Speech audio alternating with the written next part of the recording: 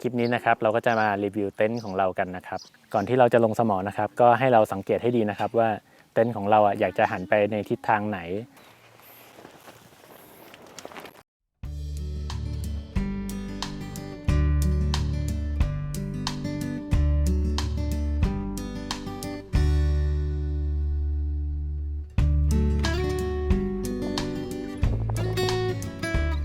สวัสดีครับซานต้าชาแนลนะครับคลิปนี้นะครับเราก็จะมารีวิวเต็นท์ของเรากันนะครับก็หลังจากที่เราไปกางเต็นท์หลายรอบในช่วงหลังมานี้นะครับเราก็ได้เปลี่ยนเต็นท์ใหม่นะครับเป็นตัว Sabbatical Gilia ตัวนี้นะครับก็มีเพื่อนๆนะครับถามกันเข้ามาเยอะว่าเต็นท์ตัวนี้ดีไหมใช้งานเป็นยังไงบ้างนะครับการฝนได้จริงไหมแล้วก็การลมทนลมหรือเปล่าอะไรเงี้ยนะครับกางยากไหมอะไรต่างๆนะครับเราก็จะมาตอบทุกคำถามแล้วก็กางเต็นท์กันให้ดูด้วยนะครับจะเป็นยังไงก็ติดตามกันได้ในคลิปนี้เลยนะครับก็เดี๋ยวเราจะมาดูของที่ให้มากับเต็นท์ตัวนี้กันนะครับ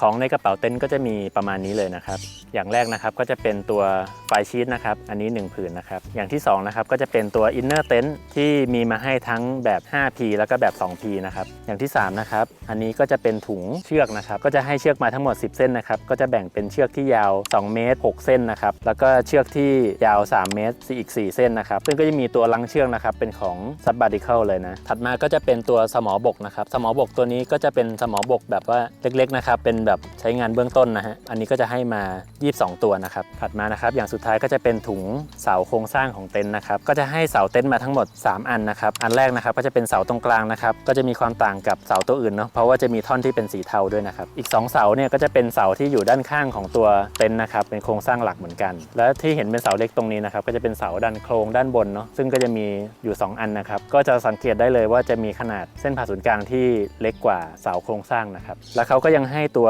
นี้มาด้วยนะครับที่เป็นตัวคล้ายๆกับแท่งเหล็กนะครับเอาไว้ในกรณีที่ฉุกเฉินนะครับเสามันหักหรือมันงออะไรเงี้ยเราก็สามารถเสียบตัวแท่งเหล็กตัวนี้ไปซ่อมได้นะของที่ให้มาทั้งหมดก็จะมีประมาณนี้นะครับก็ต่อไปนะครับเราจะมาดูรายละเอียดข้อมูลต่างๆของเต็นท์ตัวนี้กันบ้างนะครับเริ่มจากผ้าไฟชีทของเต็นท์ตัวนี้นะครับก็จะใช้วัสดุเป็นตัวโพลีเอสเตอร์นะครับเคลือบสาร PU นะครับสามารถทนแรงดันน้ำได้ถึง 1,800 มิลลิเมตรนะครับแล้วก็มีการโค้ดของเรื่องของ UV มาด้วยแล้วก็มีความหนาของผ้าอยู่ที่ 75D นะครับส่วนตัว Inner Tent เนี่ยทั้ง2ตัวทั้ง 2P แล้วก็ 5P เนี่ยก็จะเป็นผ้าโพลีเอสเตอร์เหมือนกันนะครับซึ่งความหนาของผ้าก็จะอยู่ที่ 68D นะครับส่วนของพื้นเต็นท์ด้านล่างเนี่ยก็จะมีการกันน้ำที่มากกว่านะครับก็จะมีความหนาอยู่ที่ 210D นะครับแล้วก็ตัว Inner Tent เนี่ยก็เคลือบสาร PU เช่นกันนะครับสามารถทนแรงดันน้ำได้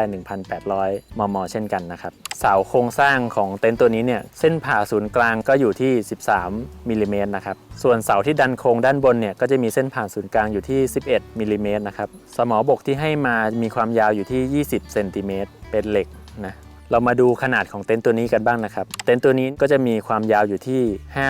520เซนติเมตรนะครับส่วนจุดที่สูงที่สุดของเต็นท์ตัวนี้เนี่ยก็จะอยู่ที่170เซนติเมตรนะครับโครงด้านข้างที่เตี้ยลงมาก็จะอยู่ที่140เซนติเมตรทั้ง2ข้างนะครับความกว้างของด้านหน้าเต็นท์ก็จะอยู่ที่300เซนติเมตรนะครับเรามาดูความกว้างของ Inner Tent กันบ้างนะครับ Inner Tent ถ้าเป็น 2P มีความยาวอยู่ที่280เซนติเมตรนะครับความกว้างอยู่ที่150เซนติเมตรครับส่วนเต็นท์ Inner 5P นะครับความยาวอยู่ที่280เซนติเมตรเช่นกันนะครับแต่จะมีความกว้างที่มากกว่าอยู่ที่250เซนติเมตรนะครับนี่ก็จะเป็นข้อมูลจากเว็บไซต์ของเขานะครับที่ผมหามาเนาะเดี๋ยวเราไปดูวิธีการกางกันเลยก็เดี๋ยวเราจะมาเริ่มจากการกางตัวไฟชีทกันก่อนนะครับอันนี้เราก็คลี่ออกมาได้เลย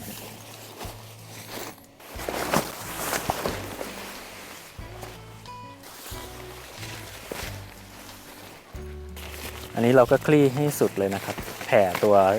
ไฟชีทออกมาให้หมดเลยนะพอแผ่ออกมาเนี่ยเราจะเห็นตัวช่องสอดเสานะครับ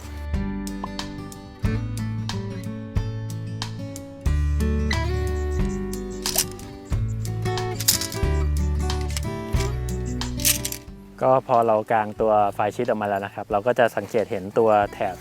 สีเทานะครับที่เอาไว้สอดเสาเนาะตัวเสานะครับทั้ง3เสาก็อย่างที่บอกไปว่าจะมีเสาท่อนหนึ่งนะครับที่จะมีตัวสีเทานะครับ อันนี้ก็จะเป็นสัญลักษณ์บอกว่าตัวเสาเนี้ยมันเป็นตัวเสาตรงกลางนะครับเราก็เริ่มต่อได้เลยนะครับ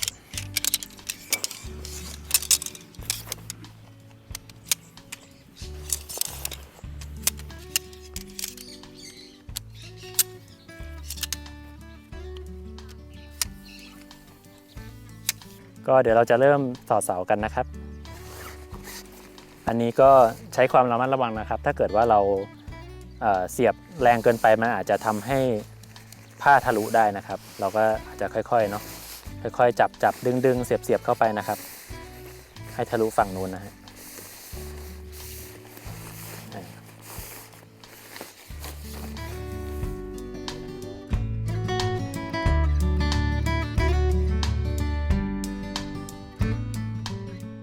ต่อมานะครับเราก็จะเสียบตัวเสากับฐานของเต็นท์นะครับตัวฐานของเขาก็จะมีเหมือนกับตัวบ่วงที่เหมือนกับมีเชือกนะครับร้อยเอาไว้เนาะแล้วก็มี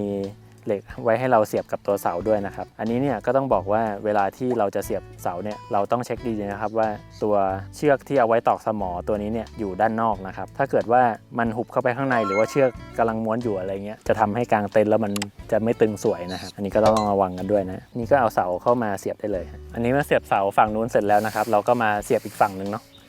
เหมือนเดิมนะครับเราจับเชือกสักหน่อยเนาะก่อนที่เราจะเสียบเข้าไปนะครับตรงนี้ก็จะใช้แรงกันนิดนึงนะฮะในการดันตัวเสานี้ไปแล้วก็เสียบกับตัวฐานนะครับ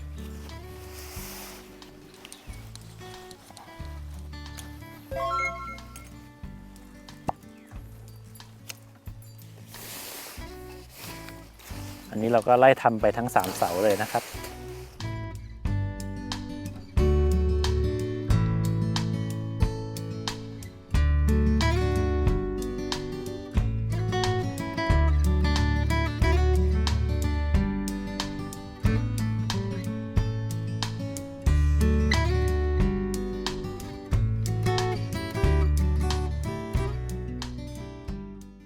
พอสอดเสาเสร็จแล้วนะครับเราก็จะ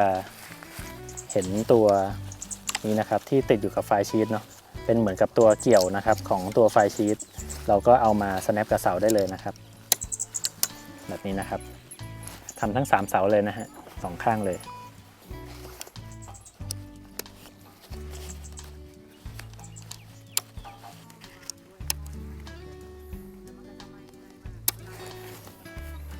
ก่อนที่เราจะลงสมอนะครับก็ให้เราสังเกตให้ดีนะครับว่าเต็นท์ของเราอยากจะหันไปในทิศทางไหนเราจะใช้เต็นท์ 2P หรือ 5P อะไรอย่างนี้นะครับก็ให้สังเกตตรงที่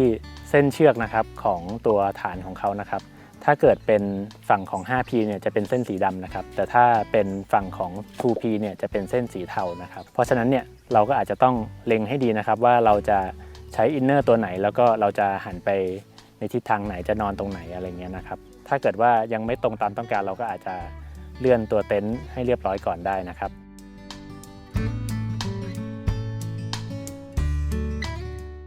ต่อมานะครับเราก็จะมาเริ่มลงสมอกันแล้วนะครับแต่เราจะเริ่มลงสมอกันตั้งแต่ตรง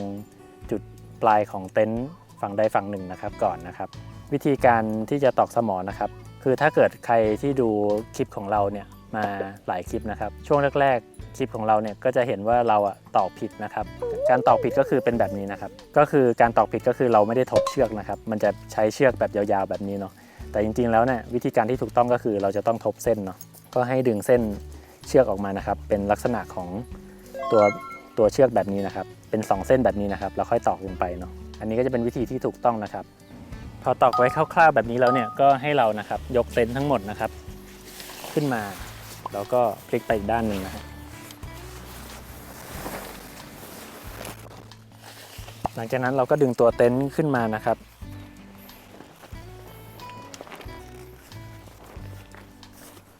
ในส่วนปลายของตัวเต็นท์นะครับก็ให้ตอกสมอลงไปได้เลย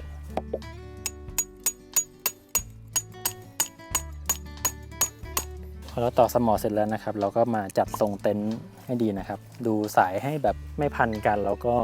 ดูให้ตัวเต็นท์เนี่ยตึงสวยนะครับก็ในส่วนด้านที่เราตอกไว้คร่าวๆนะครับเราก็มาแก้ใหม่นะครับให้ตัวเชือกเนี่ยมันตึงสวยนะมันก็จะทำให้เต็นท์เราตึงขึ้นนะครับจากตอนที่เราตอกไกลไว้เฉยๆนะครับเชือกเวลาตอกอย่าลืมทบ2ทบนะครับ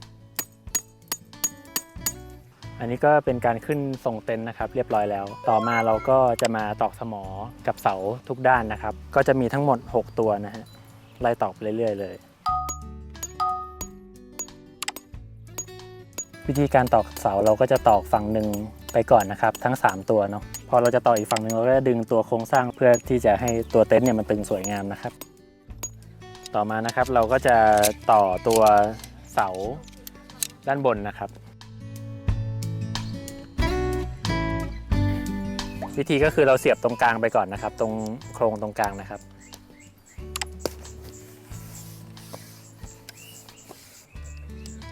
แล้วก็เสียบเข้าไปที่รูได้เลยนะครับต่อมาเราก็คลิปตัวล็อกตัวนี้นะครับตัวประตูใหญ่ก็จะมี2ตัวนะครับฝั่งประตูเล็กก็จะมี1ตัวนะครับแล้วเราก็จะทำแบบนี้กับอีกฝั่งหนึ่งด้วยนะครับ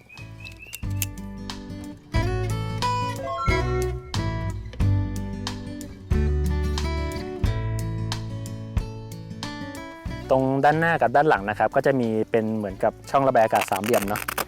เราก็สามารถเปิดระบายอากาศได้แบบนี้นะครับก็จะมีทั้งหมด4อันนะครับก็เปิดทั้งหน้าทั้งหลังได้หมดเลยเดี๋ยวเราจะมาให้ดูข้างในเต็นท์กันนะครับว่าเป็นยังไงบ้างเนาะ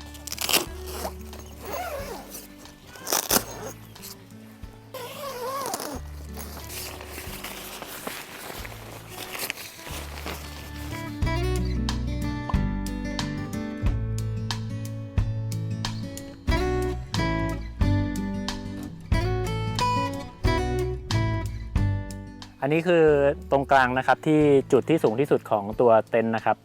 อันนี้เนี่ยต้องบอกว่าผมเนี่ยสูง170นะครับก็สามารถยืนได้พอดีนะครับแต่ถ้าเกิดว่ามันเป็นตรงช่วงที่มันเป็นสโลปลงไปเนี่ยอย่างแบบถ้าเป็นตรงช่วงนี้ผมก็แค่ก้มหัวอยู่นิดเดียวนะครับไม่ได้ถึงกับว่าต้องโค้งตัวอะไรมากมายนะครับแต่ถ้าเป็นตรงช่วงปลายตรงนี้เนี่ยก็ค่อนข้างจะแบบต่ำมากนะครับเวลาที่เข้าออกก็ต้องมุดเข้ามุดออกเนาะนิดนึงนะครับประมาณนี้เนาะแต่ถ้าเป็นผู้หญิงเนี่ยอย่างจิ๊บเนี่ยก็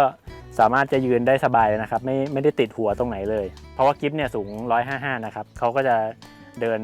อยู่ในนี้ได้สบายนะครับไม่มีปัญหาเลยข้างในของเต็นท์ตรงที่พื้นเนี่ยก็จะเจอเป็นเส้นเชือกตรงนี้นะครับอันนี้ก็จะเป็นเส้นเชือกไกด์เนาะตอนที่เรากางเต็นท์นะครับจริงๆเราก็สามารถที่จะปลดออกได้เนาะตัวล็อกนะครับสามารถปลดออกได้เนาะแต่ว่าของเราเนี่ยปกติเราใช้เราก็จะไม่ปลดนะครับก็จะทิ้งไว้อย่างนี้เลยข้างในนะครับเราก็จะเจอเป็นตัวห่วงนะครับเอาไว้ให้ตัวอินเนอร์เนี่ยเอามาเกี่ยวได้นะครับอันนี้ก็เวลาที่เราใช้เป็นเชลเตอร์เนี่ยเราก็เอามาแขวนไฟแทนก็ได้นะครับโอเคเดี๋ยวเราจะมาให้ดูประตูด้านข้างของเต็นท์ตัวนี้นะครับประตูด้านข้างเนี่ยก็จะมี2ประตูนะครับที่มีประตูบานใหญ่ของฝั่งอินเนอร์นะครับ 5P เนาะแล้วก็ฝั่ง 2P นะครับประตูทั้ง2บานเนี่ยจะเป็นแบบเปิดขึ้นนะครับแบบนี้นะครับซึ่งเราก็สามารถใช้ประโยชน์จากการเปิดขึ้นตรงนี้ได้เนาะโดยการทำเป็นออนนิ่งนะครับเราเอาเสาเนี่ยมาใส่ไว้ตรงปลายทั้ง2ด้านได้นะครับแล้วก็ทำเป็นออนนิ่งแทนได้นะได้ทั้ง2ฝั่งเลยนะครับเราก็แค่ซื้อเสามาเพิ่มเนาะอันนี้เขาก็จะมีตัวล็อกนะครับตรงประตูเนาะทั้ง2ด้านนะเก็บเรียบร้อยแบบนี้ได้เลยนี่นะ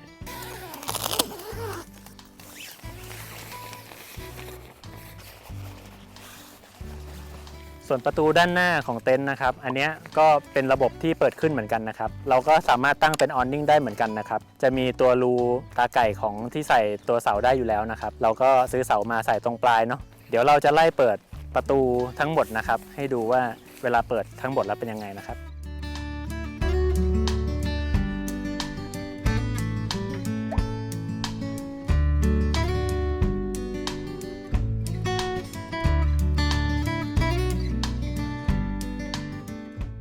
เวลาเปิดเต็นท์ทั้งหมดก็จะเป็นแบบนี้นะครับเราจะเปิดได้ทุกด้านเลยนะกว้างๆเลยแล้วก็สามารถเดินเข้าออกได้ทุกด้านเลยนะครับอันนี้ถ้าเกิดว่าเรายังไม่ได้เอาอินเนอร์เต็นท์เนี่ยมากางนะครับก็สามารถใช้ตัวเต็นท์ตัวนี้เป็นเหมือนกับเชลเตอร์เราก็เอามานั่งเล่นทำอาหารหรือว่าตั้งโต๊ะทานอาหารอะไรต่างๆเนี่ยใช้งานไปก่อนได้นะครับอันนี้ก็จะเป็นตัวอินเนอร์เต็นท์ 2P นะครับแล้วก็อันนี้นะครับเป็นตัวกาวชีทนะครับที่เราสั่งทำมานะครับอันนี้ของเรามันยี่ห้อชินจินะครับเราได้มาจากตัวกลุ่มของตัว Sabbatical Thailand นะครับก็สามารถเข้าไปสั่งกันได้นะครับเต็นท์ Inner 2P นะครับพอกางออกมาปุ๊บเนี่ยวิธีสังเกตให้รู้ว่าอันไหนเป็นด้านหน้านะครับก็คือเราจะต้องดูโลโก้ของเขานะครับอันนี้ก็จะมีโลโก้อยู่ฝั่งด้านหน้า ไก่จุดอีกสังเกตอีกอันนึงนะครับด้านหลังของเขานะครับก็จะมีตัวเชือกเอาไว้เกี่ยวกับตัวสมอบกนะครับแบบนี้นะฮะอันนี้ก็จะเป็นวิธีดูว่าอินเนอร์เต็นท์ฝั่งไหนด้านหน้าด้านหลังเนาะ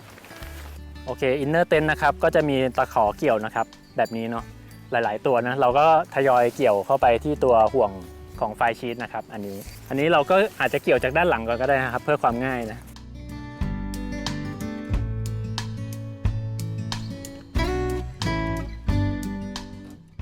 อันนี้ด้านหลังที่บอกว่าเอาไว้เกี่ยวกับสมอบกนะครับก็จะใช้วิธีแบบนี้เลยสวมเข้าไปนะครับกับสมอบกที่เราตอกไว้แบบนี้นะครับตัวนี้ก็สามารถปรับสายให้ตึงขึ้นได้นะตามที่เพื่อนๆต้องการนะครับส่วนตรงกลางของอินเนอร์เต็นท์นะครับก็จะเป็นขอเกี่ยวแบบนี้เนาะเราก็เอาไปเกี่ยวกับตัวห่วงด้านข้างของไฟชีทนะครับแบบนี้นะครับส่วนด้านหน้าของอินเนอร์นะครับก็จะเป็นรูให้เราตอกสมอเข้าไปได้นะครับก็ทำทั้ง2ด้านนะอันนี้ก็จะเป็นตัว Inner Tent 2P นะครับเรียบร้อยแล้วเดี๋ยวเราจะมาเปิดข้างในกันให้ดูนะครับว่าใหญ่แค่ไหนตัวประตู Inner Tent นะครับก็จะเป็นประตูที่มี2ชั้นนะครับชั้นหนึ่งก็จะเป็นประตูที่ปิดทึบเนาะอีกชั้นหนึ่งก็จะเป็นประตูตะข่ายนะครับที่เอาไว้ระบายอากาศได้เนาะอันนี้ก็เป็นบานใหญ่มากเลยนะครับระบายอากาศได้ดีเนาะเดี๋ยวอันนี้เราม้วนเก็บไปก่อนก็ข้างใน 2P นะครับก็จะเป็นประมาณนี้เลยนะครับที่ผมนั่งอยู่ตรงนี้ให้ดูนะครับอันนี้เนี่ยก็จะเป็นพื้นที่ที่กำลังดีนะครับสำหรับนอน2คนได้แบบพอดีนะครับแล้วก็สามารถวางสัมภาระที่ปลายเท้าได้อีกหน่อยนึงนะครับก็ไม่เยอะมากนะครับแบบพอดีเลยนะเป็นพวกกระเป๋าเสื้อผ้าอะไรเงี้ยพอได้นะครับจากทริปที่แล้วมานะครับเราก็ได้ลองเอา 2P เนี้ยมานอนแล้วนะครับก็สามารถนอน2คนได้จริงนะครับแบบพอดีเนาะแล้วก็ให้ซันต้านอนปลายเท้าก็ยังพอได้อยู่นะครับก็รู้สึกว่ามันไม่ได้เป็นเต็นท์ที่แบบแคบเกินไปอะไรเงี้ยนะครับสามารถจะมีที่วางของให้อีกนะครับข้างในนะครับก็จะมีตัวซองใส่ของเป็นตะข่ายแบบนี้นะครับทั้ง2ฝั่งเลยเนาะตรงด้านบนของ Inner Tent ตัวนี้นะครับก็จะมีที่แขวนอุปกรณ์เพิ่มได้นะครับทั้ง2ฝั่งทั้งด้านหน้าแล้วก็ด้านหลังนะครับสามารถแขวนเป็นตัวไฟหรือว่าแขวนเป็นพวกพัดลมเพดานก็ได้เหมือนกันนะครับถัดมานะครับเราจะมาพูดถึงเรื่องของการระบายอากาศกันบ้างนะครับเต็นท์ Inner ตัวนี้เนี่ยก็จะมีประตูที่ใหญ่มากนะครับเราสามารถจะเปิดได้กว้างเลยนะครับทั้ง2ฝั่งเลยแบบนี้ครับสามารถเปิดออกเปิดเข้าได้นะครับเราก็รูดเป็นมุ้งอย่างนี้นะครับที่เป็นช่องระบายอากาศใหญ่ๆแบบนี้ได้เลยเนาะอินเนอร์ตัวนี้ก็ยังมีช่องระบายอากาศด้านข้างนะครับสามารถเปิดออกได้เนาะแต่ว่าอันนี้จะเปิดเป็นได้แค่หน้าต่างนะครับพอเราเปิดรอบๆตัวเต็นท์แล้วเนี่ยก็รู้สึกว่าอากาศโฟลว์ได้ดีมากเลยนะครับในทุกทิศทุกทางนะครับทำให้การที่อยู่ในอินเนอร์เต็นท์ตัวนี้ไม่รู้สึกร้อนมากเลยนะครับและที่ด้านหน้าและด้านหลังของตัวอินเนอร์นี้นะครับก็ยังมีช่องในการใส่ปลั๊กไฟได้นะครับทั้ง2ด้านเลยนะอันนี้ก็ใช้สะดวกมากๆเลยนะครับไม่ว่าเราจะหันตัวเต็นท์ไปในทิศทางไหนเราก็สามารถจะสอดรังปลั๊กเข้ามาได้สะดวกนะครับอันนี้เราชอบมากๆเลยนะและเวลาที่เรากางอินเนอร์ตัวนี้นะครับก็จะมีพื้นที่ใช้สอยค่อนข้างเยอะนะครับเพราะว่าเรากางเป็นฝั่ง 2P เนาะทำให้พื้นที่ที่เหลืออยู่เนี่ยเราสามารถใช้สอยได้เยอะมากเลยนะครับไม่ว่าจะเป็นการวางของวางโต๊ะแคมปิ้งวางเก้าอี้แคมปิ้งอะไรอย่างนี้ได้เลยนะครับอันนี้นะครับก็จะเป็นเต็นท์อินเนอร์ 5P นะครับที่เรากางออกมาเนาะทุกอย่างนะครับก็จะคล้ายๆกับตัว Inner 2P นะครับก็คือการเกี่ยวนะครับทั้งข้างบนแล้วก็ข้างล่างตัวเต็นท์นะครับตัวข้างหลังก็ใช้สวมกับตัวสมอบกเหมือนกันนะครับแต่จะมีความต่างอยู่ที่ข้างหน้านิดนึงนะครับของตัว 5P ก็คือว่าตัว 5P เนี่ยขนาดของเขาเนี่ยจะใหญ่มาถึงจุดกลางของตัวเต็นท์นะครับมันก็จะพอดีกับตะขอของเขานะครับอันนี้ตรงปลายเขาเลยทำไว้เป็นตัวตะขอแบบนี้นะครับไม่เหมือนกับ 2P ที่จะต้องตอกสมอนะครับอันนี้เราก็เกี่ยวเข้าไปได้เลยแบบนี้นะครับก็จะทำให้ตัวเต็นท์อินเนอร์เนี่ยตึงสวยทั้งหมดเลยนะครับอันนี้เนี่ยถ้าเกิดว่าตึงไปหรือหย่อนไปเราก็สามารถที่จะปรับตัวสายได้นะครับให้ตึงหย่อนตามที่เราต้องการได้หมดเลยนะครับอันนี้เราก็กางอินเนอร์เต็นท์ตัว 5P เสร็จแล้วนะครับเดี๋ยวเราจะมาให้ดูด้านในกันนะครับตัวนี้ประตูก็จะใหญ่กว่าตัวอินเนอร์เต็นท์ 2P อีกนะครับตัวประตูนะครับก็จะใหญ่มากแล้วก็มี2ชั้นเหมือนกันนะครับมีทั้งชั้นที่บังสายตาได้แล้วก็ชั้นที่เป็นตะข่ายในการระบายอากาศนะครับตัว 5P เนี่ยที่เขาบอกว่าสามารถนอนได้5คนนะครับผมคิดว่าก็ค่อนข้างใหญ่แบบนั้นจริงๆนะด้วยความใหญ่ของ 5P ตรงนี้เนี่ยก็สามารถจะใส่ที่นอนเบสเวย์แบบ5ฟุตได้แบบสบายๆเลยครับแล้วก็ยังมีที่เหลือด้วยนะของเราเนี่ยก็ไม่ได้มีที่นอนเบสเวย์แบบนั้นนะครับก็จะเป็นที่นอนแบบโซโล่เดี่ยวเนาะ2ที่นอนก็ ใส่ได้แบบสบายๆซันต้าเนี่ยมีที่เหลือในการนอนสบายๆเลยนะครับเอาพัดลมเข้ามาเอาสัมภาระเข้ามาได้เก็บข้างในได้เลยนะฮะแล้วก็ในส่วนของที่เป็นเรื่องของระบายอากาศเนี่ยก็จะเห็นว่ามีประตูนะครับบานใหญ่2ด้านเลยนะข้างหน้าและข้างหลังนี่เราสามารถเปิดเดินเข้าออกได้นะครับแล้วก็สามารถเปิดเป็นตาข่ายระบายอากาศนะครับแบบนี้ได้ด้วยนะฮะทางด้านข้าง2ด้านนะครับก็จะเป็นหน้าต่างนะครับที่เราสามารถจะเปิดระบายอากาศได้นะครับก็จะมีเป็นเหมือนกับตาข่ายนะครับระบายอากาศได้เหมือนกันซึ่งก็จะบานใหญ่มากเลยนะพอเปิดพร้อมกันแบบนี้แล้วเนี่ยก็รู้สึกว่าภายในตัวเต็นท์นะลมโฟลว์มากเลยนะครับเพราะว่าด้วยความที่บานเขาใหญ่นะครับระบายอากาศจากซ้ายขวาแล้วก็หน้าหลังด้วยนะผมคิดว่าแบบนี้ก็เหมาะกับอากาศบ้านเราดีเหมือนกันนะครับส่วนเต็นท์อินเนอร์ 5P เนี่ยด้านหน้าของเขาก็จะมีช่องใส่ตัวปลั๊กไฟได้เหมือนกันนะครับอันนี้ซึ่งด้านหลังก็มีด้วยเหมือนกันนะเหมือนกับตัว 2P เลยโอเคอันนี้ก็เป็นพื้นที่ใช้สอยที่เราได้มาตอนที่เรากางอินเนอร์ 5P นะครับอันนี้ก็จะเห็นว่าตัวพื้นที่เนี่ยก็จะเล็กลงกว่าตอนที่เรากาง 2P เนาะด้วยความที่ตัวเต็นท์อินเนอร์มันใหญ่ขึ้นนะครับกินพื้นที่มากขึ้นเนาะทำให้ตัว living room หรือด้านหน้าตัวเต็นท์ตัวนี้มันเล็กลงนะครับก็จะได้พื้นที่ประมาณนี้เลยนะครับเพื่อนๆก็ลองเลือกดูนะครับว่าเพื่อนๆชอบกางตัว 5P หรือ 2P นะครับก็เลือกใช้งานกันได้ตามสะดวกนะ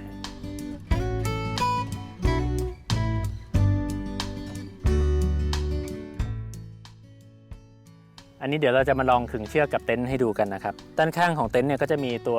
นี้นะฮะเป็นเหมือนกับแถบเชือกเนาะแล้วห่วงที่ใส่ตัวเชือกนะครับ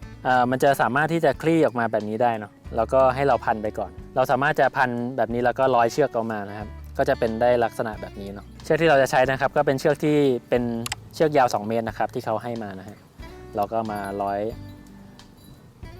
แบบนี้เลย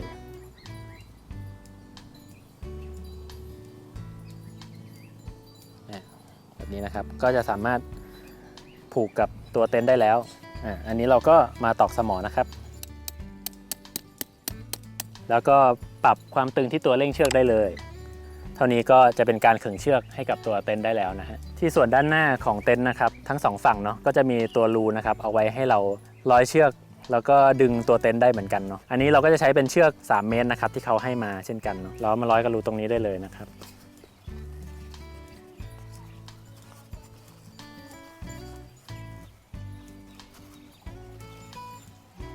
ปุ๊บเราก็ผูกเงื่อนแบบนี้นะแล้วก็ดึงเชือกไปได้เลยครับ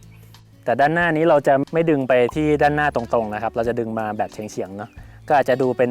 ตามที่ขนานกับตัวประตูก็ได้นะครับตัวเส้นนะเสร็จแล้วก็ปรับตัวเร่งเชือกนะครับให้เรียบร้อยเท่านี้ก็เป็นการขึงเชือกกับตัวเต็นท์ได้เรียบร้อยแล้วครับโอเคครับเราก็กางเต็นท์กันเสร็จเรียบร้อยแล้วนะครับอันนี้ก็เป็นวิธีการกางเต็นท์เนาะที่ผมไปดูมาจากหลายๆที่นะครับไม่ว่าจะเป็นแบบในเว็บไซต์ของเขาหรือว่าใน YouTube อะไรเงี้ยครับก็ลองทำหลายๆวิธีเนาะแต่ละคนก็มีวิธีการที่ต่างออกไปนะครับของผมก็ที่ทำอยู่ก็จะประมาณนี้นะครับเพื่อนๆก็ลองเอาไปปรับใช้ทำกันดูได้นะครับแล้วก็เราจะมาพูดถึงว่าใช้เต็นท์ตัวนี้แล้วรู้สึกยังไงบ้างนะครับในข้อดีข้อเสียของมันเนาะก็เริ่มจากข้อดีก่อนไหมข้อดีที่ชอบพี่ตุ้มไหมที่เรามองนะก็คือว่าเต็นท์ตัวนี้มันไม่ได้เป็นเต็นท์ที่เหมือนตอนที่เราใช้ DOD ตัวเก่านะครับคือมันจะต้องกางอินเนอร์แล้วก็เอาไฟชีทมาคุมอะไรเงี้ยครับคือมันจำเป็นต้องกางไปพร้อมกันเลยเนาะแต่ตัวนี้เนี่ยเราสามารถที่จะกางตัวไฟชีทเอาไว้ก่อนเพื่อที่ใช้เป็นเชลเตอร์ก่อนได้เราใช้ประโยชน์ใช้สอยได้เต็มที่นะครับไม่ว่าจะเป็นแบบเราทำอาหารเราจะแบบกินข้าวหรือว่าจะมีกิจกรรมอะไรภายในตัวเต็นท์เป็นเชลเตอร์เนี่ยมันก็ค่อนข้างจะกว้างขวางแล้วก็ใช้งานได้สะดวกนะครับก่อนที่เราจะกางอินเนอร์เต็นท์แล้วก็ข้อดีอย่างหนึ่งที่เรามองก็คือว่า Sabbatical Gear ตัวนี้เนี่ยให้อินเนอร์เต็นท์มา2แบบเลยนะก็คือมีทั้งแบบ 5P แล้วก็แบบ 2P นะครับมันก็ดีนะเพราะว่าปกติแล้วเวลาเราซื้อเต็นท์ก็มักจะได้อินเนอร์มาตัวเดียวนะครับแล้วก็ถ้าเราอยากจะได้ใหญ่ขึ้นหรือเล็กลงอะไรเราต้องไปซื้อเพิ่มเลยตัวนี้เราก็สามารถที่จะเลือกใช้ได้ทั้งคู่เลยนะไม่ว่าเราจะใช้แบบ 5P หรือ 2P นะครับใช่ก็อย่างสำหรับเราเองก็คือตอนแรกที่เราใช้ตัว DOD One Touch Tent ใช่ไหม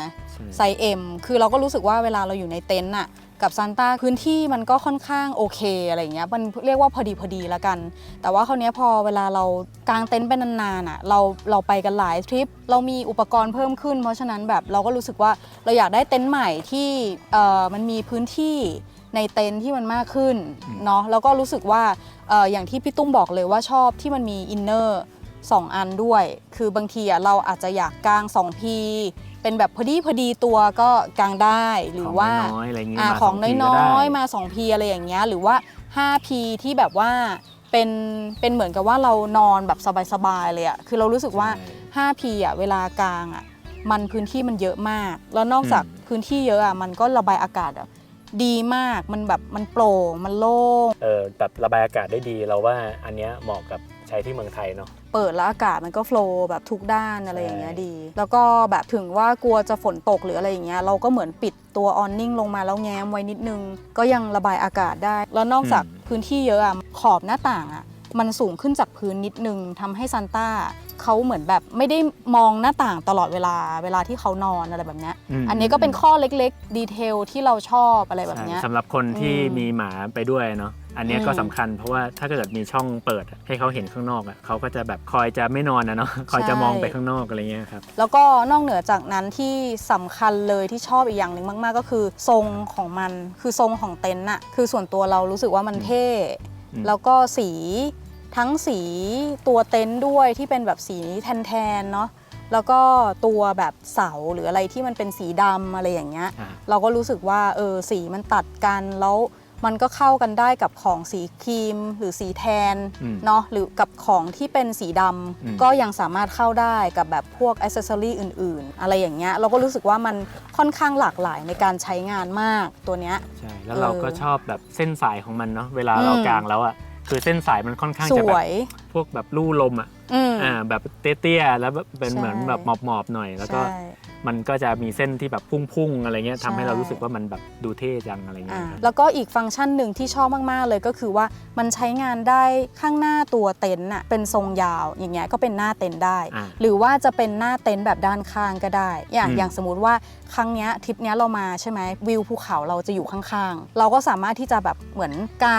างตัวออนนิ่งออกไปทางด้านข้างๆเพื่อเป็นแบบหน้าเต็นท์ไว้ชมวิวก็ได้เหมือนกัน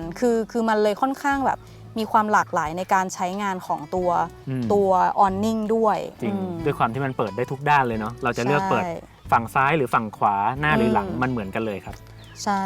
มันสามารถที่จะเปิดได้หมดเลยออนนิ่งด้านไหนก็ได้อะไรเงี้ยใช้ประโยชน์ได้ค่อนข้างดีก็เลยรู้สึกว่าสะดวกเนาะแต่ว่าก็เวลากลางก็คือต้องระวังเรื่อง 5P 2P ดูนิดนึงว่าจะกลางทิศทางไหน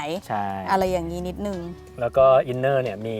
ตัวใส่รางปลั๊กทั้ง2ด้านเนาะบางทีเราจะเจอเป็นแบบว่าตัวอินเนอร์เต็นท์ที่ใส่รางปลั๊กได้ด้านเดียวนะครับหรือว่าบางเต็นท์บางยี่ห้อก็ไม่มีเลยนะอะไรเงี้ยแต่สำหรับเต็นท์ตัวเนี้ยเขาให้มันทั้ง2ด้านแล้วก็มีทั้งอินเนอร์ทั้ง 2P ทั้ง 5P มีทั้งคู่เลยนะใช่เพราะว่าเรื่องนี้ก็เรื่องสำคัญเหมือนกันเพราะว่าบางร้านเนี่ยเราลากสายมาจนสุดแล้วมันก็จะต้องอ้อมมาข้างหน้าเนี่ยมันก็อาจจะต้องใช้ความยาวอีกเยอะอะไรเงี้ยครับก็เป็นปัญหาเหมือนกันการมี2ด้านอย่างเงี้ยมันก็ดีเหมือนกันนะใช่เพิ่มมาให้ก็คือดีมากอีกข้อดีที่เราชอบก็คือว่าอย่างเวลาฤดูฝนที่เราไปอ่ะเราก็รู้สึกว่ามันกันลมกันฝนได้จริงก็คือถ้าสมมุติว่าฝนตกปล่อยๆอ่ะเรารู้สึกว่ามันก็ยังอาจจะไม่ต้องปิดพวกประตูทั้งหมดแต่ถ้าเวลาเราเจอฝนที่บวกกับลมแรงๆอะไรแบบเนี้ยเราอ่ะปิดทุกอย่างทุกประตูลงมาหมดเลยมันก็ทำให้เราอ่ะกันละอองฝนทั้งหมดได้แบบแทบจะ 100% อ่ะใช่มันดีกว่าตอนที่เราใช้เต็นท์แล้วก็มีทาร์ปนะครับด้วยความที่ว่ามันเป็นเชลเตอร์เนาะการเป็นเชลเตอร์เนี่ยมันดีตรงนี้ก็คือว่าเราปิดทุกด้านแล้วก็ทำให้เรากันฝนกันลมได้หมดเลยถ้าเป็นทาร์ปเนี่ยมันก็ยังสาดเข้ามาในบางทิศทางได้ถ้าลมแรงมากๆอ่ะมันก็จะมีทิศที่มันแบบสาดเข้ามาได้บ้างอะไรแบบนี้เนาะใช่ได้ลองใช้เชลเตอร์แบบนี้แล้วก็ก็ดีเนาะก็ชอบเหมือนกันใช่ใช่เรื่องของการกันลมนะครับอันเนี้ยเราก็มีจุดที่ชอบอยู่อย่างหนึ่งก็คือว่าเขามีเป็นเหมือนกับคานเล็กๆเนาะที่จะติดตรงโครงด้านบนของตัวเต็นท์ทั้ง2ข้างเอาไว้ครับมันเหมือนกับว่าตรงนี้มันเป็นแค่เสาเล็กๆเนาะที่ดันเอาไว้แต่พอใช้จริงแล้วมันเหมือนกับว่าพอลมมามันถ่ายเทน้ำหนักไปทั้งตัวเต็นท์นะครับมันทำให้เต็นท์มันไม่สั่นมากแล้วก็เรื่องนึงก็ทำให้ตัวเต็นท์มันดูแบบตึงสวยด้วยตลอดเวลาอะไรเงี้ยใช่ใช่ตึงสวยงามได้โดยที่เราไม่ต้องขึงเชือกแบบด้านบนมันจะไม่เหมือนเต็นท์บางตัวที่แบบว่าแบบเวลากลางปุ๊บมันอาจจะหย่อนแล้วเราจะต้องมาดึงขึงเสาตรงด้านบนขึงเชือกอะไรแบบเนี้ยใช่มันก็เป็นข้อดีของคานตัวนี้เนาะใช่อย่างบางทีเรามาเจอเนี่ยลมเบาๆอะไรเงี้ยครับเราก็จะไม่ได้เอาเชือกมาขึงเลยเนาะใช้แค่นี้ก็อยู่ละใช่อย่างตอนนี้ก็ไม่ได้ขึงใช่ตอนนี้ก็ไม่ได้ขึงถ่ายเทน้ำหนักได้โอเคแล้วนะครับใช่ ก็เมื่อกี้เราพูดถึงข้อดีไปแล้วนะคะ ก็เดี๋ยวเราจะมาพูดถึงข้อเสียหรือว่าจุดบางจุดอะไรที่เราไม่ชอบของเต็นท์ตัวนี้บ้างนะคะครับการเย็บพวกเทปเวลโครหรือซีลอะไรบางจุดอะของเขาอะมันจะไม่ได้มีความแบบแน่นหนาแข็งแรงเท่ากับตัวเต็นท์ DOD ที่เราเคยใช้มาฝีเย็บอะไรเงี้ยมันไม่ค่อยเนี้ยบอะมันดูงานไม่ค่อยเรียบร้อยครับมันจะดูเป็นแบบไม่ตรงอะไรเงี้ยนะคือเรากลัวว่ามันจะขาดง่ายมากกว่าอันนี้ส่วนตัวที่ไม่ค่อยชอบนะก็คือว่าตัวที่ต่อกับสมอบกอะครับมันจะเป็นคล้ายๆยางอิลาสติกเนาะมันจะไม่ได้เป็นเชือกที่แบบว่าสามารถปรับความตึงได้อะไรเงี้ยครับคือด้วยความที่เป็นอิลาสติกแบบนี้มันเหมือนกับว่าเราต้องใช้แรงดึงให้ตึงเพื่อที่จะให้มันตึงอะไรเงี้ยครับแต่ในขณะที่เราเคยใช้แบบที่เป็นของ DOD เงี้ยมันจะเป็นเหมือนกับการปรับใช่ปรับได้ให้แบบเราตอกหย่อนเราก็ดึงให้ตึงได้อะไรแบบนี้ครับมันก็ช่วยให้เราแบบการกางเต็นท์ได้ง่ายกว่าแล้วเราก็ไม่เปลืองแรงอะไรเงี้ยบางทีเราตอกแบบอิลาสติกแบบนี้เราตอกไปแล้วมันแบบพอปล่อยปุ๊บมันหย่อนอะไรเงี้ยเราก็เลยต้องเลื่อนตอกใหม่ให้ตึงใหม่อะไรเงี้ยครับเรารู้สึกว่ามันเป็นเหมือนข้อเสียเหมือนกันนิดนึงสำหรับเรานะแต่มีเรื่องนึงที่รู้สึกว่าก็เป็นข้อเสียนิดนึงก็คือว่าพอเต็นท์มันต่ำเวลาสมมติว่าเราไปหน้าร้อนหรือว่าช่วงที่แดดมันเยอะๆจะบอกว่าถ้านั่งใต้เชลเตอร์ก็มีความร้อนลงมาแบบค่อนข้างมากอยู่เหมือนกันก็คือแบบค่อนข้างแบบร้อนเหมือนกันใช่ด้วยความที่เฮดรูมมันใกล้กับตัวหัวเราใช่ความร้อนมันแผ่ออกมาพอสมควรมันก็ถ้าสมมุติว่าไปแล้วแบบโดนแดดจังๆแบบแดดแจ๋ๆอย่างเงี้ยก็อยู่ยากร้อนก็ความต่ำก็เรื่องนึงแล้วก็เรื่องของความหนาของผ้าเขาอะก็ไม่ได้เยอะด้วยจริงความหนาของผ้าเขาก็แค่ไม่เท่าไหร่ครับคือเวลาที่แสงมันก็ค่อนข้างทะลุมาได้เยอะมันค่อนข้างจ้าแล้วก็อีกอย่างหนึ่งพอพูดถึงเรื่องเนื้อผ้าแล้วอะนอกจากเรื่องของแสงที่มันรู้สึกว่าลงมาแบบเยอะใช่ไหมรู้สึกร้อนเรื่องการน้ำฝนอะตอนนั้นที่เราไปลานด็อกอินมานะคะก็ที่เจอฝนกระหน่ำแบบโอ้โหสุดๆอันนั้นคือฝนตกหนักมากๆก็คือถ้าเราจับไปตรงตามซิลอะรอยซิลอะก็คือมีความมีน้ำซึมนิดเหมือนกันนะแต่มันไม่ได้หยดลงมานะเพื่อนๆคือมันจะเหมือนกับถ้าเอามือลูบอ่ะเราก็จะรู้สึกว่ามีน้ำซึมออกมาได้ใช่มีความเปียกมือแต่มันไม่ได้มีน้ำหยดรั่วหรืออะไรลงมานะอันนั้นสามารถกันได้ใช่ก็ด้วยความที่เขาเคลือบ PU เนอะแต่ว่าเขากันน้ำได้แค่ 1,800 มิลลิเมตรนะครับตัวนี้ก็จะไม่ได้เยอะมากเท่าไหร่นะในความเห็นของเรานะครับตอนนั้นที่เราไปด็อกอินเนี่ยมันค่อนข้างจะมาเป็นพายุเลยนะก็ได้เทสเลยแหละว่าแบบว่ากันน้ำได้แค่ไหนพายุมากๆแต่ก็จากความรู้สึกนะถึงแม้ว่ามันจะเป็นอย่างนั้นนะครับแต่ว่าตอนที่เราปิดเต็นท์อยู่ในเต็นท์น่ะก็ไม่ได้รู้สึกถึงการรั่วเข้ามาไม่มีเลยนะถ้าเราไม่ได้เอามือไปลูบอะไรเงี้ยมันไม่รู้สึกถึงว่ามันหยดเข้ามามันซึมเข้ามาอะไรอย่างนี้เลยนะครับก็ยังใช้งานได้ดีเนาะในการกันน้ำนะครับแต่ว่าต้องฝนตกหนักจริงๆนะถ้าฝนตกปล่อยๆตกเบาๆไม่มีปัญหาเลยแล้วถ้าพูดถึงตอนที่ไปตอนนั้นเนี่ยลมแรงมากด้วยมากแล้วตอนที่เราปิดเต็นท์ทั้งหมดอ่ะก็รู้สึกว่ามันนิ่งเลยนะคือตัวเต็นท์ไม่ได้เขย่าไปมาเลยมันแบบว่าลู่ลมดีมากเลยคือต้องบอกว่าถ้าเรายึดเสาเต็นท์ด้วยเชือกทั้งหมดแล้วอ่ะแล้วเราปิดเต็นท์ทั้งหมด 100% ทุกบานเลยอ่ะอันนี้แข็งแรงมากแต่ถ้ายังไม่ได้ปิดบางบานหรืออะไรอย่างเงี้ยก็ถ้าเจอลมแรงๆแบบวันนั้นน่ะก็กระพือเหมือนกันกระพืออยู่ดีอะไรอย่างเงี้ยแต่ว่าถ้าปิดลงมาหมดเลยอ่ะก็แข็งแรงแบบสู้ลมได้สบายใช่ก็ถือว่าการใช้งานโดยรวมโอเคมากเลยนะสำหรับเต็นท์ตัวนี้นะครับแล้วก็หลายๆคนก็จะสงสัยว่าเต็นท์ตัวกีเลียตัวเนี้ยเหมือนด้วยรูปร่างของมันอ่ะเป็นแบบเต็นท์ทรงแบบเตี้ยเนาะหลายๆคนก็จะสงสัยว่ามันใช้แล้วมันปวดหลังไหมอะไรแบบเนี้ย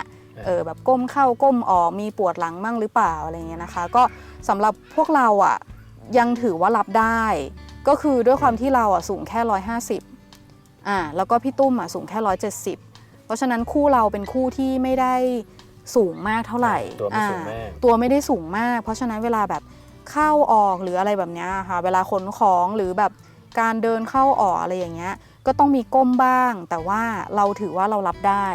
ละกันกับสเปซกับฟังก์ชันทุกอย่างที่ได้มาเราก็เลยรู้สึกว่าโอเคเรารับได้กับเรื่องปวดหลังไม่ค่อยปวดเท่าไหร่แต่ว่าสำหรับคนที่ตัวสูงอ่ะเราว่าปวดของเราอ่ะคือเวลาเราออกจากตัวอินเนอร์เต็นท์ออกมา มันจะอยู่ตรงกลางของเต็นท์พอดีเนาะ อ่า อย่างของเราสูง170เราสามารถที่จะออกมาจากเต็นท์แล้วเรายืนได้ ยืน เลย ได้ แบบว่าที่ไม่ได้ต้องก้มเราก็เลยไม่รู้สึกว่าเราต้องก้มตลอดเวลาเนาะแต่ถ้าคนที่ ตัวสูง ตัวสู มาก งกว่า170เราคิดว่าอาจจะต้องแบบปวดคอปวดหลังกันบ้างอะไรเงี้ย ถ้ามันไม่ได้เข้าออกบ่อยมากหรืออะไรอย่างนั้นนั่งชิวๆยาวๆในใต้เชลเตอร์หรือว่าในเต็นท์อย่างเงี้ยก็ถือว่ารับได้นะแต่ก็อาจจะเป็นข้อพิจารณาสำหรับคนที่รู้สึกว่าตัวเองตัวสูงหรือว่ามีปัญหาเรื่องหลังอะไรแบบนี้นะคะใช่คือเพราะว่าเวลาที่เราก้มเข้ามามันก็จะสามารถพอจะยืนได้ไงแล้วเราก็ก้มออกไปอะไรเงี้ยคือถ้าเราต้องก้มทำอะไรตลอดเวลามันก็คงจะปวดหลังเนาะแต่ด้วยความที่ว่าเราอาจจะแบบไม่ได้มายืนในเต็นท์อยู่บ่อยๆอะไรเงี้ยคือเหมือนก้มเข้าก้มออกแค่นั้นเองอะไรเงี้ยเราก็รู้สึกว่ามันก็โอเคนะมันไม่ได้ปวดหลังขนาดนั้นใช่ใช่ใช่เพราะว่าเราเข้ามาก็จะเข้ากลางเต็นท์จะเป็นส่วนใหญ่เหมือนเรารู้ไงว่าระดับกลางเต็นท์มันสูงใช่ไหมเราก็จะพยายามเข้าทางกลางเต็นท์อะไรแบบนั้นก็จะช่วยได้ในระดับหนึ่งเราชอบเข้าตรงกลางเต็นท์มากกว่าตรงข้างหน้าเต็นท์ใช่เพราะอย่างข้างหน้ามันก็จะต่ำอย่างเงี้ยมันก็จะต้องก้มเข้าเยอะอะไรแบบเนี้ยมันก็จะแบบเมื่อยหลังนิดนึงอะไรแบบเนี้ยพอเข้ากลางเต็นท์ก็โอเคก็ประมาณนี้นะคะคือเต็นท์ตัว Sabbatical Gilia ที่เราเป็นเหมือนเต็นท์หลังที่2ของเราเนาะเราก็ค่อนข้างแบบพอใจมากกิฟชอบมากนะเราก็ชอบเหมือนกันเพราะว่ารู้สึกว่ามันก็เนี่ยแหละทำให้เราได้พื้นที่ใช้สอยที่กว้างขึ้นแบบมีแบบซันต้าก็มีพื้นที่นอนพื้นที่แบบนั่งเล่นอะไรอย่างเงี้ยเพิ่มขึ้นอะไรอย่างเงี้ยค่ะก็รู้สึกว่าตอบโจทย์แล้วก็รู้สึกว่าเต็นท์ตัวเนี้ยสวยถ่ายรูปออกมาก็สวยอะไรอย่างเงี้ยก็ส่วนตัวก็แบบเป็นเต็นท์ที่แบบชอบมากก็การรีวิวเต็นท์ Sabbatical Gilia ตัวนี้ก็จะเป็นประมาณนี้นะครับใครที่มีคำถามเกี่ยวกับเต็นท์ตัวนี้นะครับก็สามารถทิ้งไว้ที่คอมเมนต์ด้านล่างได้นะครับและถ้าใครที่ชอบเต็นท์ตัวนี้นะครับเราก็แนะนำให้เข้าไปที่ Sabbatical Thailand นะครับที่เป็นกลุ่มเนาะของใน Facebook นะครับสามารถที่จะเข้าไปลองพูดคุยนะครับสอบถามอะไรต่างๆได้เนาะแล้วก็เราก็เห็นว่ามีคนแบบมีคนโพสต์ขายอยู่เรื่อยๆนะครับใครที่สนใจก็ลองไปซื้อหากันได้ในกลุ่มของ Sabbatical Thailand นะก็สำหรับคลิปนี้นะคะก็เป็นคลิปที่รีวิวเกี่ยวกับ Sabbatical Gilia นะคะก็หวังว่าเพื่อนๆจะชอบนะคะแล้วก็เผื่อใครที่กำลังสนใจ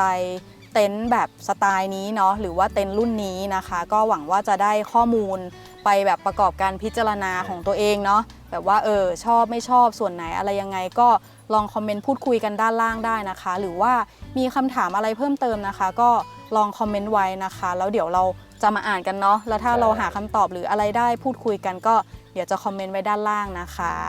โอเคค่ะก็สำหรับคลิปนี้ก็ประมาณนี้เนาะก็ฝากกดไลค์กด Subscribe ช่อง Santa Channel ด้วยนะคะคลิปหน้านะคะ Santa Channel จะพาไปกางเต็นท์หรือว่าไปเที่ยวที่ไหนก็ฝากเพื่อนๆติดตามกันด้วยนะคะวันนี้ก็ไปก่อนค่ะบ๊ายบายแล้วเจอกันครับ